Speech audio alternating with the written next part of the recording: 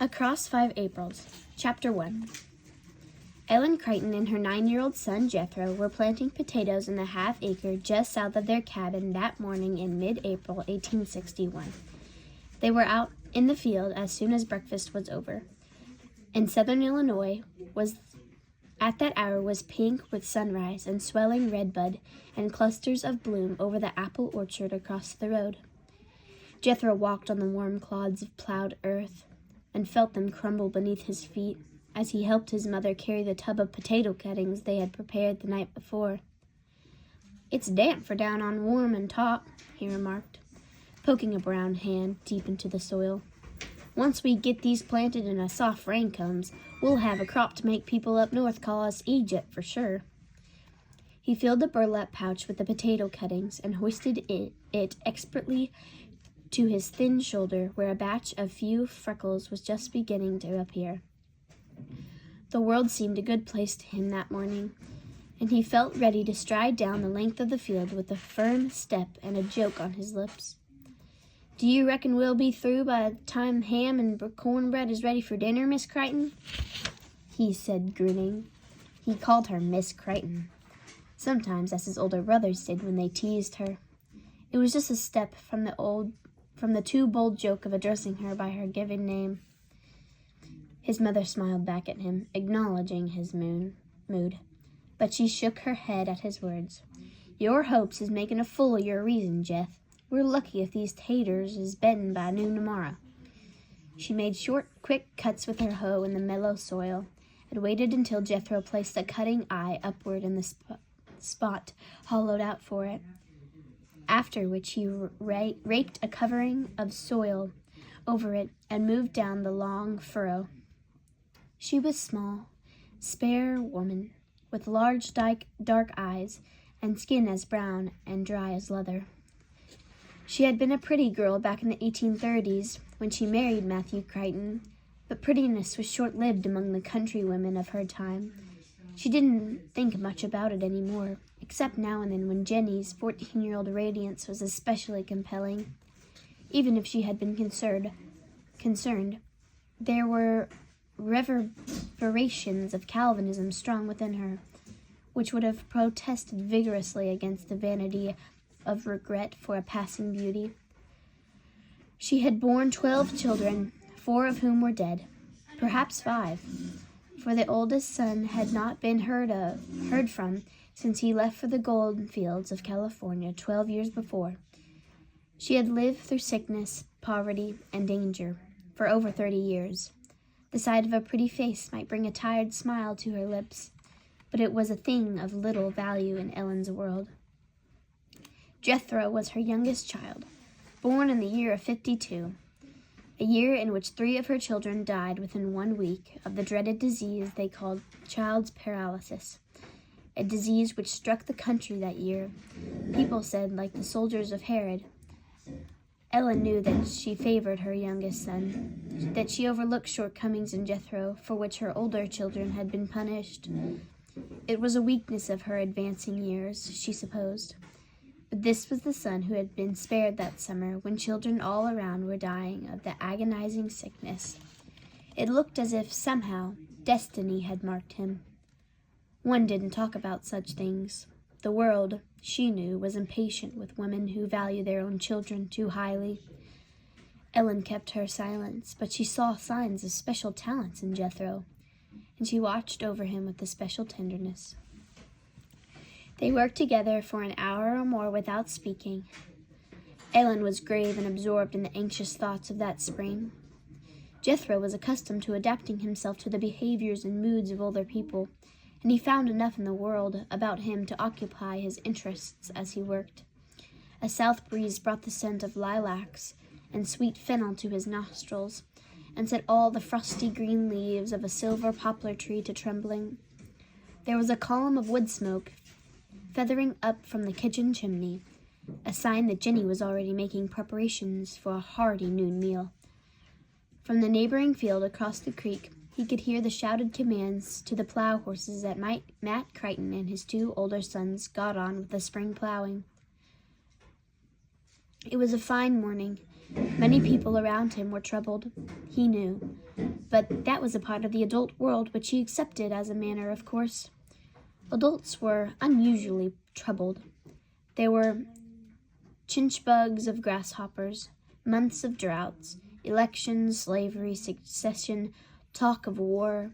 The adult world of trouble, though, was not real enough to dim the goodness of an April morning. At about 7 o'clock, a team and wagon pulled out of the barn lot, stopping for a minute before returning into the road while a driver spoke to a girl who came running out of the kitchen door. Jethro chuckled. "Shad's leaving for Newton now, I guess. Jenny has to say goodbye, like as if he was going to the North Pole." He watched the wagon from the corner of his eye as he worked, and when the team started coming down the road toward the potato patch, he put the heavy bag of cuttings aside and raced across the field to the roadside. His mother laid down her hoe and followed slowly, picking her way over the mounds of plowed earth that Jethro's feet seemed to barely touch.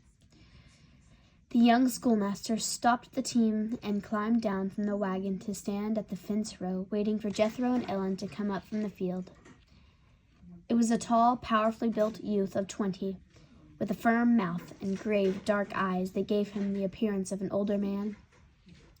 He had come out from Pennsylvania 3 years early to study at McKendree College, where an uncle was professor of natural philosophy, a subject that later generations would call physics.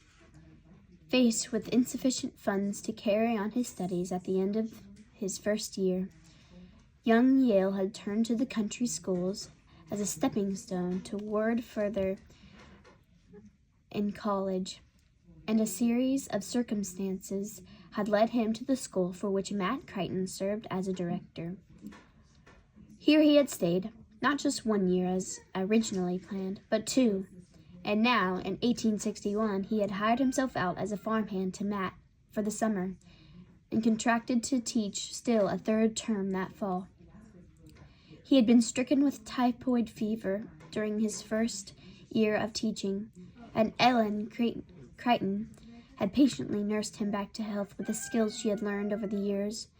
There was a strong tie-off affection between the two of them. Ellen counted Shadrach as a part of her family and looked after him as she did her own. And Shadrach Yale, in turn, showed a thoughtful courtesy for her that few women of the prairies received from their own sons. "Will you be back for supper time, Shad?" Jethro called breathlessly as he approached the fence row. At school, he addressed the young teacher as master, but now that Shadrach was so much a member of the family, the necessary formalities of a schoolroom were forgotten. "It's not likely, Jeff. Not before 9, or maybe later." Shadrach smiled at the thin, eager face turned up to him. He was mature enough at 20 to appreciate being a hero to a 9-year-old boy. Besides that, Jethro's quick mind and delight in learning had been a source of pleasure for studious young Yale, who had known the frustration of trying to penetrate the apathy of unconcern of the backwoods classroom. He had talked to both parents about the promise he recognized in the boy. Matt, in spite of his pleasure, had shaken his head and wondered if the prairie for Jethro had not stemmed from interest into Jethro's sister, Jenny. But Ellen had felt no doubts. The prairie was in line with what she herself believed firmly. She stood beside the grain rails that morning with her hands folded beneath her apron.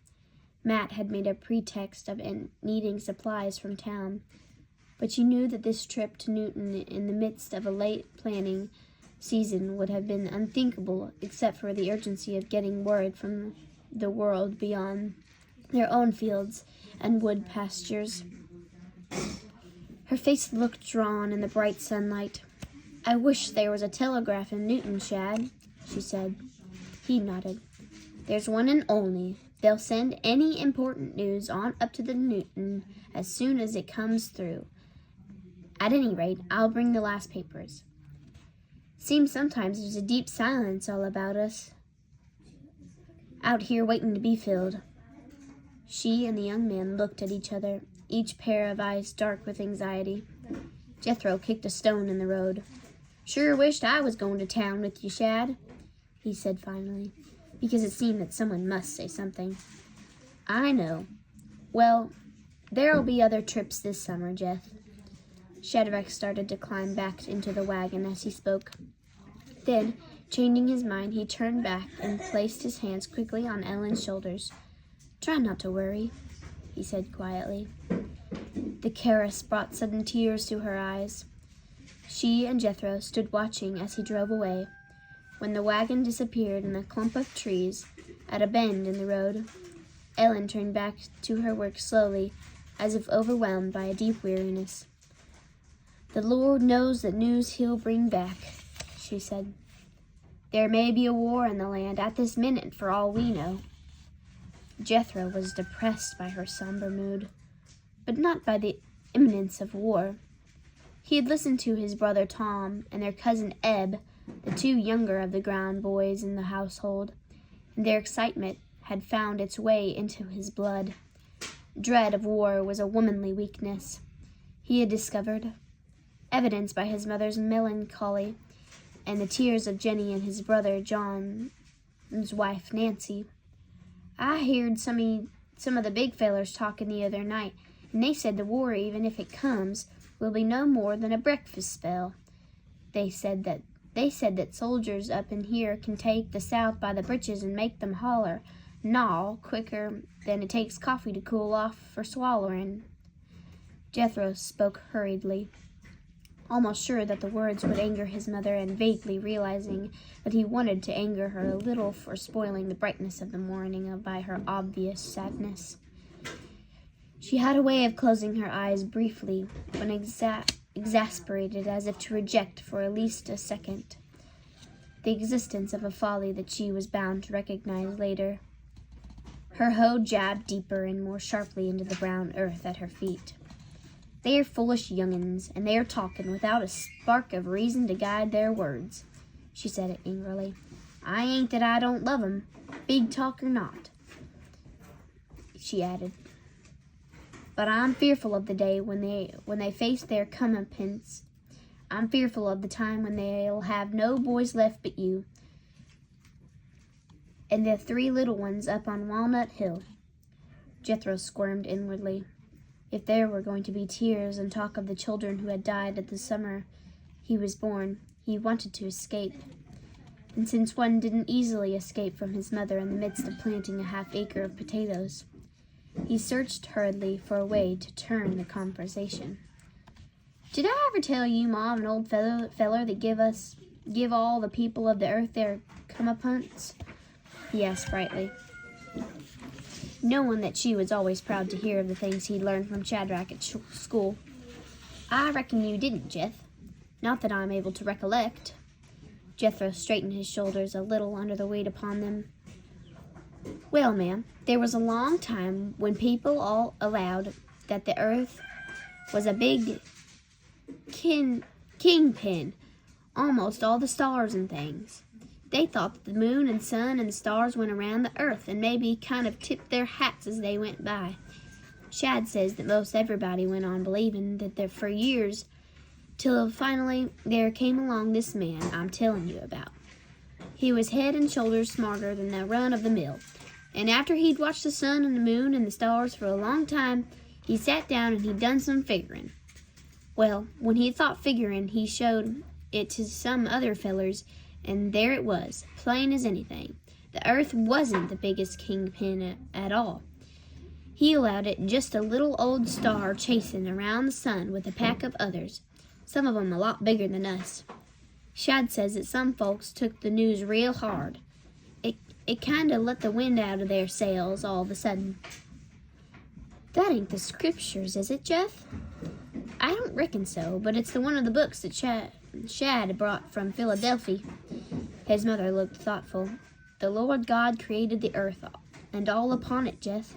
I don't like to hear that his work weren't of the best. But don't you see, Ma? He created the sun and the moon and the stars too, some a little bigger, others maybe a little purtier. Seems like people on Earth believe we had the best diggins because we wanted to believe that, because it made us feel important. You ain't watching to keep the tater eyes facing up, Jeff, Ellen said quietly, pointing with the tip of her hoe. He stooped and turned to cutting over.